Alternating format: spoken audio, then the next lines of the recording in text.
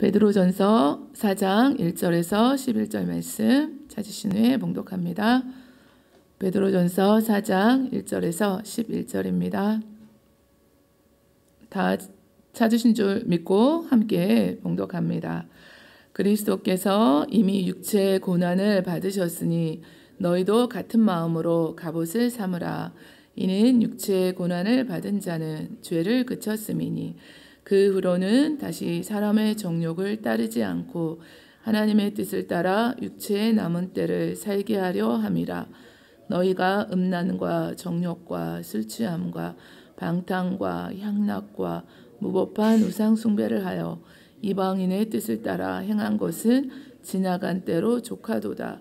이러므로 너희가 그들과 함께 그런 극한 방탕에 다름질하지 아니하는 것을 그들이 이상히 여겨 비방하나 그들이 산 자와 죽은 자를 심판하기로 예비하신 이에게 사실대로 고하리라. 이를 위하여 죽은 자들에게도 복음이 전파되었으니 이는 육체로는 사람으로 심판을 받으나 영으로는 하나님을 따라 살게 하려 함이라. 만물의 마지막이 가까이 왔으니 그러므로 너희는 정신을 차리고 근신하여 기도하라. 무엇보다도 뜨겁게 서로 사랑할지니 사랑은 허다한 죄를 덮느니라. 서로 대접하기를 원망 없이 하고 각각 은사를 받은 대로 하나님의 여러 가지 은혜를 맡은 선한 청지기 같이 서로 봉사하라. 만일 누가 말하려면 하나님의 말씀을 하는 것 같이 하고 누가 봉사하려면 하나님이 공급하시는 힘으로 하는 것 같이 하라. 이는 범사에 예수 그리스도로 말미암아 하나님이 영광을 받으시게 하려 함이니 그에게 영광과 권능이 세세에 무궁하도록 있느니라. 아멘. 육체의 남은 때라는 제목을 두고 하나님 말씀 함께 나누시겠습니다. 시간이 정말 얼마나 빨리 가는지요. 눈만 감아 뜨면은 그냥 하루가 금방 휙 하고 지나가는데요. 그래서 눈 깜짝할 새 지나간다. 그런 말이 이제 정말 경험이 되어지고 마음에 와닿습니다. 이렇게 빨리빨리 세월이 지나가고 있는데 우리가 말씀을 통해서 우리에게 남은 그 육체의 때를 어떻게 살아가면 좋은지 말씀을 통해서 함께 은혜를 나누시기 원합니다.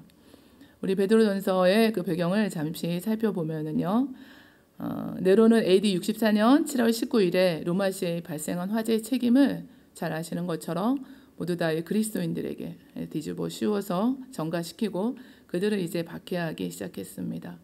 사도 베드로는 이 네로의 박해가 시작될 즈음에 큰 어려움을 겪고 있는 이 소아시아에 흩어져 살고 있는 성도들을 위로하고 그들이 신앙을 지키도록 권면하기 위해서 이 베드로 전서를 기록하였습니다.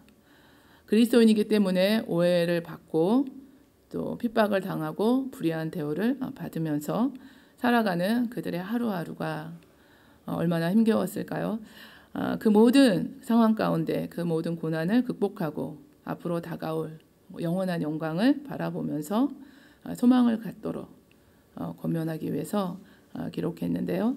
오늘 4장은 이제 예수님의 그 재림이 임박했고 그 후에는 심판이 있고 그렇기 때문에 육체의 그 남은 때를 사람의 정욕을 따르지 말고 하나님의 뜻을 따라 살아야 한다고 말씀합니다. 2절 말씀인데요. 그 후로는 다시 사람의 정욕을 따르지 않고 하나님의 뜻을 따라 육체의 남은 때를 살게 하려 함이라 말씀하고 있습니다. 그러니까 두 가지로 구분되죠. 사람의 정욕과 또 하나님의 뜻 이렇게 나누어집니다. 요한일서 2장에는 세상에 있는 모든 것이 육신의 정욕과 안목의 정욕과 이생의 자랑이니 다 아버지께로부터 온 것이 아니라고 하셨고 세상으로부터 온 것이라고 하셨습니다. 그러니까 육신의 정욕과 안목의 정욕과 이생의 자랑으로 살았던 그때 과거에 예수님을 알지 못했던 때 그때 모든 것들을 다 뒤로 하고 예수님을 믿고 난 후에는 우리 거듭난 후에는 하나님의 뜻대로 살아야 한다는 것을 말씀해 주고 있습니다. 그 육체의 때를 어떻게 보내야 하는지 사도는 베드로전서 우리 1장 17절인데요. 외모로 보시지 않고 각 사람 행위대로 심판하시는 이를 너희가 아버지라 부른즉 너희가 나그네로 있을 때를 두려움으로 지내라고 했습니다. 그래서 행위대로 심판하시는 이가 있다는 것을 기억해야 합니다. 최후의 심판날을 우리가 기억하며 하루하루 살아가셔야 하는데요. 그들이 산자와 죽은 자를 심판하기로 예비하신 이에게 사실대로 고하리라 말씀을 주시고 있는데요. 5절 말씀인데요. 산자와 죽은 자 모두 그들의 행위대로 심판하시는 예수님이 심판주로 오시게 됩니다. 내가 너희에게 이르노니 사람이 무슨 무익한 말을 하든지 심판날에 이에 대하여 신문을 받는다고 하셨고 사도행전에서도 우리에게 명하사 백성에게 전도하되 하나님이 살아있는 자와 죽은 자의 재판장으로 정하신 자가 곧 이 사람인 것을 증언한다고 하셨습니다. 디모데후서는 하나님 앞과 살아있는 자와 죽은 자를 심판하실 그리스도 예수 앞에서 그가 나타나실 것과 그의 나라를 두고 엄히 명한다고 하셨습니다. 그러니까 복음을 거부하고 예수님을 믿지 않는 그 불신자들에게는 영원한 형벌의 그 날이 되어지고 우리 성도들에게는 행위대로 상급이 주어지는 날이 됩니다. 우리가 이것을 기억하면은 생각하게 되면 이 땅에서 우리의 삶에 큰 영향을 미치게 될 것입니다. 우리의 남은 날을 우리가 계수하고 육체의 그 남은 때를 종말론적인 그 자세로 하나님을 경외하는 삶을 살아가게 됩니다. 그래서 말씀 가운데 오늘 두 번째 주시는 말씀이 이 날들 하나님 앞에 서서 반드시 누구든지 주님을 대할 그날에 정신을 차리고 근신하고 기도하라 말씀해 주셨는데요. 만물의 마지막이 가까이 왔을 때 그 맞는 상황에 따라서 어떻게 살아야 하는가를 오늘 정신을 차리고 근신하며 기도하라고 하셨습니다. 그러니까 성도들에게 시간이 얼마 남지 않았는데 이제 주님 만날 때가 되었고 상급을 또 받게 되고 이때 절제하고 기도 생활을 해야 한다고 지금 말씀하고 있습니다. 그러니까 사도 바울도 우리는 다른 이들과 같이 자지 말고 오직 깨어 정신을 차리라 말씀하셨고 예수님께서도 이러므로 너희는 장차 올 이 모든 일을 능히 피하고 인자 앞에 서도록 항상 기도하고 깨어 있으라고 하셨습니다. 기도하면서 하나님과의 영적인 그 친밀함과 교제를 유지하는 것 이것이 만물의 마지막이 가까이 왔을 때 해야 되는 우리의 삶이라는 것입니다. 그래야만 우리가 시험이 오고 고난이 와도 이길 수 있게 됩니다. 겟세마네 동산에서 예수님이 베드로 사도에게 하셨던 말씀이 있었습니다. 시험에 들지 않게 깨어 기도하라 말씀하셨는데 마음에는 원이로되 육신이 약하여서 하지 못했습니다. 그러니까 우리가 얼마나 연약한 존재인지 말씀을 통해서 알 수 있고 우리 자신을 보아서도 알 수 있습니다. 주님께 사랑과 충성 다 바치겠다고 호언장담했던 이 베드로 사도는 그 시련의 때에 주님을 배반했습니다. 우리 자신도 선줄로 그래서 여기지 않고 날마다 넘어질까 삼가 주의해야 하는 것입니다. 그러니까 이 마지막 때를 우리가 살아가면서 하나님과 함께하는 이 시간을 꼭 갖는 기도 시간을 꼭 확보해야 하는 것 이것이 우리 영혼의 생명을 우리가 유지하는데 기도는 호흡이니까 우리가 얼마나 중요한지 알 수 있습니다. 빌리 그레이엄 목사님은 기도에 대해서 이런 말씀을 주셨는데요. 하나님은 당신의 주저하고 더듬거리는 말들에 신경 쓰지 않으신다. 하나님은 빈약한 어법과 잘못된 문법에 구애받지 않으시기 때문이다. 하나님은 당신의 마음에 관심을 가지신다고 하셨습니다. 그러니까 기도하지 못하실 분이 한 분도 없으신 거죠. 우리가 이렇게 공적인 자리에 나오셔서 대표 기도를 하시든지 헌금 기도를 하시든지 이렇게 하시려면은 괜히 마음이 이제 염려가 찾아오고 두렵고 떨리고 그런 자리가 되기도 합니다. 그런데 사실은 우리가 1대1로 하나님과 이렇게 기도 시간을 가지시고 나아가실 때는 아무것도 문제가 되지 않습니다. 그래서 조금 어눌해도 조금 표현력이 부족해도 우리의 그 마음을 감찰하신 하나님께서는 다 아시기 때문입니다. 마음의 중심을 들여서 늘 하나님께 가까이 나아가시는 이 기도 시간을 함께 하시는 하나님과 함께하는 이 기도 시간을 지금 갖고 계시는가, 이것이 무엇보다 중요합니다. 두 번째는 또 저희들이 서로 사랑하라고 하셨습니다. 무엇보다 뜨겁게 서로 사랑할지니 사랑은 허다한 죄를 덮는다고 하셨는데요. 말세에 이르러서 나타나는 그 여러 가지 상황들 가운데 자기 사랑이 있고 돈 사랑이 있고, 자랑하며 교만하며 비방하고 부모를 거역하고 감사하지 아니하고 거룩하지 않는다고 하셨는데, 사랑이 식어지는 때입니다. 그래서 무엇보다 뜨겁게 서로 사랑하라고 하셨습니다. 그러니까 모든 것 위에 모든 것보다 먼저 사랑하라는 뜻으로 쓰여졌는데요.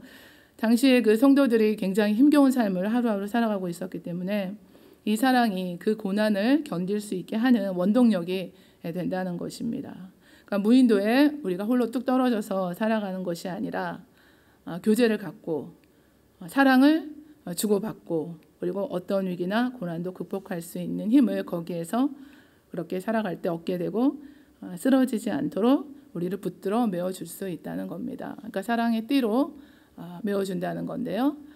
지난주에 우리 성김이 예배 드리고 우리 권사님 세 분하고 함께 잠시 이제 티타임, 그 커피 타임인데 그 나누시는 시간이 있었는데, 다 연세가 이렇게 훌쩍 넘으니 80 넘으신 우리 권사님들이신데, 너무 그 세 분이 모여 계시는데 그 여고생 시절에 그 모습을 이렇게 갖고 계시고 너무너무 아름다워요. 그 모습이 말씀을 나누시는데, 그래서 제가 베스트 프렌드세요 이렇게 세 분이 그랬더니 86세, 86세, 85세, 그러니까 한 살이니까 다 친구다 이제 그러셨거든요.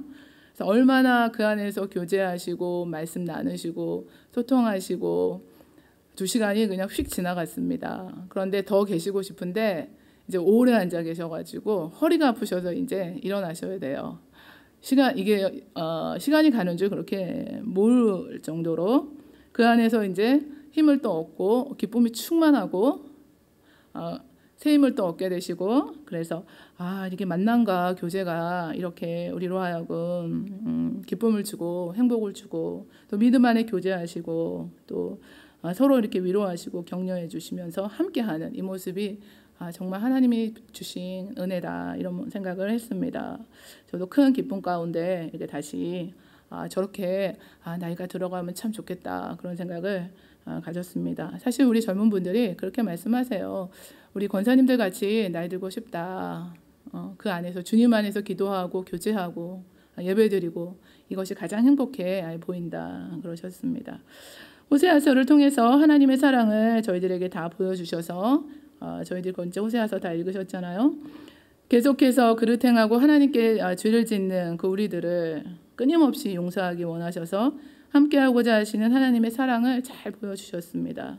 그것을 우리가 아직 죄인 되었을 때 그리스도께서 우리를 위하여 죽으심으로 이미 우리에게 사랑을 다 확증해 보여주셨습니다. 그러니까 지금 우리 옆에서 조금 나를 힘들게 하고 또 어렵게 하는 분들이 혹시 계시더라도 왜 그럴 수밖에 없는지, 도리어 그분을 위해 해줄 것은 없는지, 나는 그런 사람들이 있으면, 내 지체들이 있으면 그것이 정말 기도하는 그런 사랑이 내 마음에 있는지. 미움은 다툼을 일으켜도 사랑은 허다한 죄를 덮는다는 그 잠언 말씀을 오늘 인용하고 계십니다. 다툼을 일으키는 것은 미움이지만 다른 사람의 허물을 덮어주고 말없이 용서해 주는 것이 사랑이라고 말씀하고 있습니다. 그래서 이제 누군가의 허물을 보면 사실은 우리의 허물을 보는 것과 같은 거죠. 이해가 되어지지 않아도 그냥 말없이 덮어주는 그런 아름다운 모습들이 우리 안에 일어나기를 원합니다. 선한 청지기 같이 또 서로 봉사하라고 하셨습니다. 사랑하고 우리가 또 봉사하는데 하나님의 은혜를 맡은 선한 청지기 같이 봉사하는데 받은 은사가 누구에게나 있습니다. 사도 바울은 나는 모든 사람이 나와 같기를 원한다고 하시면서 각각 하나님께 받은 자기의 은사가 있다고 하셨습니다. 그러니까 난 그런 거 없는데 이러실 분은 한 분도 이제 안 계신 거죠.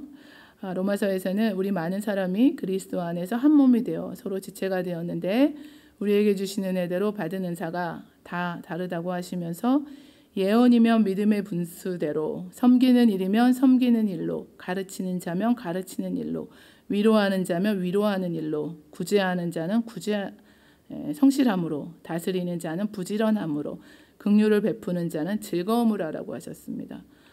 그러니까 다 하실 수 있는 일이잖아요. 위로하시는 일, 섬기시는 일, 누구든지 찾아보시면 다 있습니다. 그것을 왜 우리에게 주셨는가? 우리 교회 공동체를 세워가고 덕을 끼치며 또 하나님께 영광된 삶을 살아가시기 위해서 우리에게 다 주셨다고 말씀하고 있습니다. 그래서 봉사할 때 우리의 믿음이 자라게 됩니다. 또 그것이 기쁨이 되고 또 보람이 됩니다. 그래서 사실 하나님께서 공급하신 힘으로 하시는 거기 때문에 다 하실 수 있게 됩니다. 주일에 어떤 권사님이 또 저를 이제 보러 오셔서 찾아오셔서 이렇게 말씀을 나누시는 시간이 있었는데 두 가지 일을 한 번에 이렇게 맡게 돼서 너무 부담이 된다. 한 가지를 내려놨으면 좋겠다. 이제 그러면서 말씀하러 오셨습니다. 그래서 제가 하시면 다 하실 수 있습니다. 이렇게 말씀드렸거든요. 저도 마찬가지고 누구든지 하나님의 일을 주실 때 감사함으로 또 자신의 부족함을 인정하고 하나님을 의지할 때 다 잘 감당하실 수 있게 하십니다. 하나님이 공급하시는 힘으로 하시는 거기 때문에 내 힘과 능력과 지혜가 아닙니다. 잘 감당하실 수 있기를 이렇게 권면해 드렸습니다. 먹든지 마시든지 무엇을 하든지 다 하나님의 영광을 위하라고 하여야 한다고 말씀하셨습니다. 청지기의 그 자세로 우리가 해야 하는데 집안의 그 관리인으로 그 자신의 소유는 없지만 주인의 그 재산을 주인의 뜻에 따라서 관리하는 일을 하게 됩니다.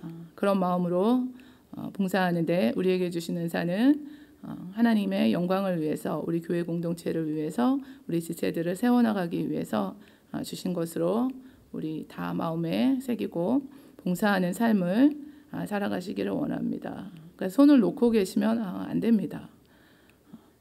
우리에게 생명과 호흡이 있는 동안에는 우리가 섬기는 일, 위로하는 일, 또 기도하시는 일, 이거 기도로 다 섬기시는 거잖아요. 가장 사실 우리 권사님들이 오늘 새벽 전에 이렇게 오셔서 그 자리 지키시는 것이 이것이 큰 하나님 앞에 사명입니다. 기도보다 중요한 것은 없습니다.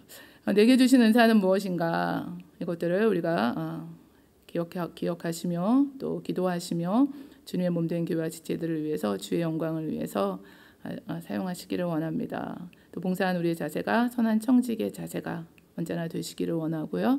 오늘 말씀을 통해서 우리가 살펴볼 때 육체의 그 남은 때 우리가 주님 앞에 주님의 심판대에 섰을 때 우리에게 어떤 말씀을 주실지 착하고 충성된 종이라 주실 것을 우리가 마음에 품고 하루하루 종말론적인 그 신앙을 가지고 근신하며 기도하고 서로 사랑하고 그리고 선한 청지기같이 봉사하시는 삶을 살아가시는 저와 여러분 되시기를 원합니다.